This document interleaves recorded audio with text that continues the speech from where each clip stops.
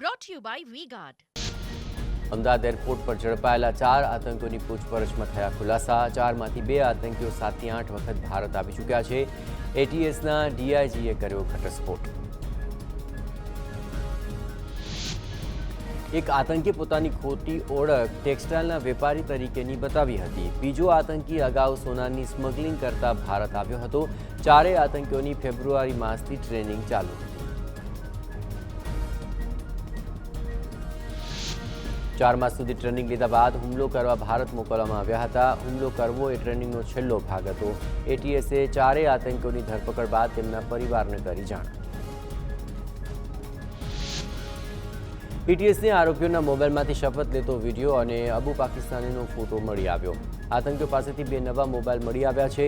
Hamas અને ઇઝરાયલના યુદ્ધ બાદ આતંકીઓ વધુ સક્રિય થયા. આતંકીઓને કહેવામાં આવ્યું હતું કે ભારત અને અમેરિકા ઇઝરાયલને મદદ કરી રહ્યા છે, એટલે હમાસની વિરુદ્ધ ઉભેલા ભારતને પાઠ ભણાવવો જરૂરી છે અને એટલે જ ભારતમાં હુમલો કરવાનું ષડયંત્ર રચ્યું.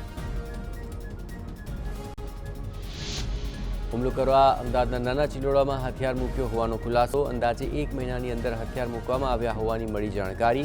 ગુજરાત અને અન્ય રાજ્યોમાં પણ એટીએસ તપાસે લાગી. આતંકીઓના ફોનમાંથી હિસ્ટ્રી રિકવર કરવા એટીએસે ફોન એફએસએલમાં મોકલ્યો. એટીએસે 6 દુભાષિયા સાથે રાખીને પૂછપરછ શરૂ કરી છે. કેન્દ્ર એજન્સીઓ પણ તપાસમાં જોડાય. 4 આરોપીઓને અલગ અલગ રાખી પૂછપરછ કરવામાં આવી રહી છે. Brought to you by V-Guard.